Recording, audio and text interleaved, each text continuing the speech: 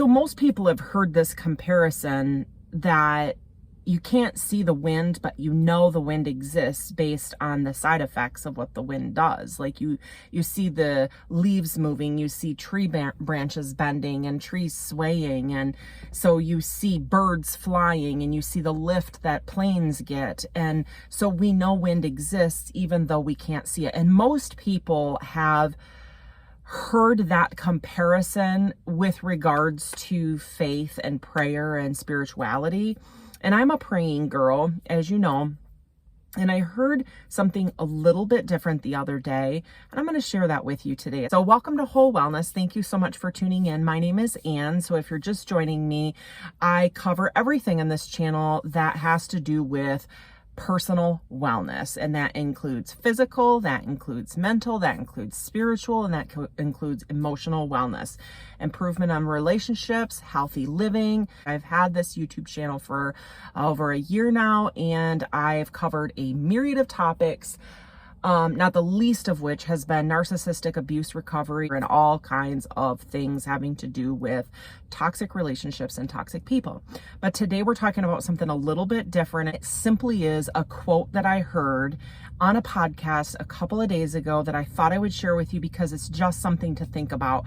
Like the wind that we can't see, we still believe in God. Some of us still believe in God, and we still believe he exists, and we still have faith. I'm one of these scientific geeks that believes deeply that humans don't know everything there is to know.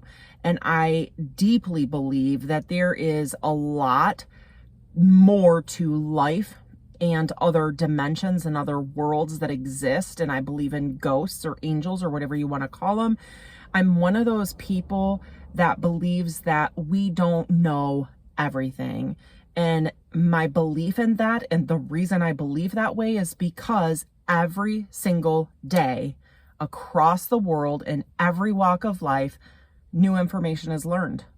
That's a simple fact. So what makes us think that we know everything about everything today? We didn't know everything that we know today yesterday. And we certainly didn't know everything we know now 100 years ago. So as I mentioned, I'm a believer in always, always, always learning and growing and knowing and recognizing that I don't know and we don't know everything there is to know about this world and our mortality. So spirituality and faith and being a believer is very akin to, and God is akin to, taking medicine. So think about it. We might have a cold, we might have bronchitis, we might have the flu, we might have something more serious than that. We take medicine, we receive treatment, and we just wait.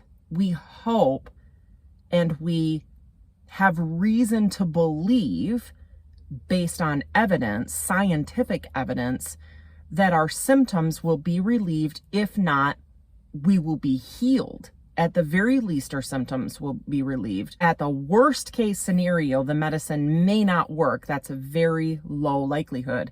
And at best case scenario, we actually will be healed through medicine and treatment. So God is much like that. We pray and we talk to God and we ask him for things, for guidance, for improvement in relationships or changes, him, whatever we talk to God about, we ask him for very specific things most of the time. And when our personal standard is not adhered to, our timeline or our expectation for when we should receive or achieve this thing, whatever it is that we've asked for, a relationship, a job, a move, a new car, whatever it is that we've asked God for, or we've talked to him about, a need. If it's not delivered in our time frame, if it's not delivered according to what we expect or hope it to be, or hoped it to be, then we're disappointed. Our faith is lessened. We're weak. We're giving up. We're throwing in the towel.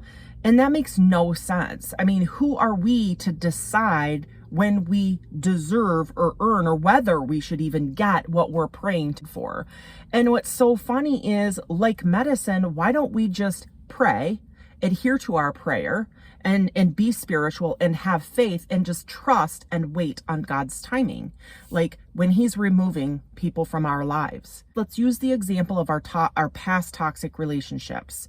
We get into a relationship, we think it's the bomb, we love the person even, or we have a friendship, we have so much in common with this person, we get really close, we have lots of fun, and then one day you wake up and go, what did I ever see in that person? Why didn't I see their toxic behaviors before? Why didn't I wake up? Why were we friends in the first place? We don't have anything in common anymore. Or our spouse, why did I marry this person? We really don't even see the world the same way. So what was it that drew me in and attracted me to this person, or what drew them into me? We've changed. Well, that happens too. Let's consider that. But we don't always know, this is my point, what's best for us.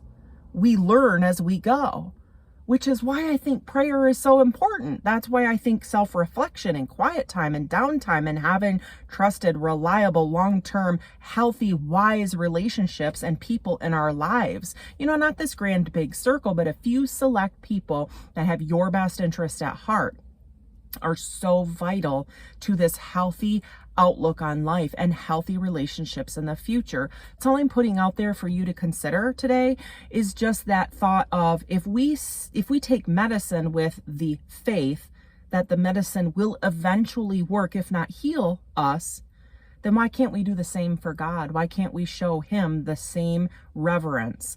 Pray to him, talk to him, tell him honestly from your heart what you would like to see happen in your life.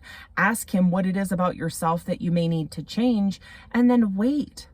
Don't put a timeline on it. Don't give up after 3 days. Stick with it. Continue speaking to him. Let him know that you trust him. Again, like I said, I'm not speaking to everybody in this video. Maybe you don't have a strong spirituality. Maybe you don't have faith. Maybe you don't believe in God. Maybe you're a different denomination.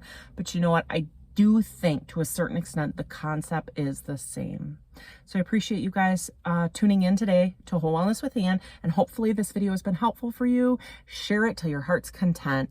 Thank you so much for tuning in, and I hope you guys have a great day. Bye for now.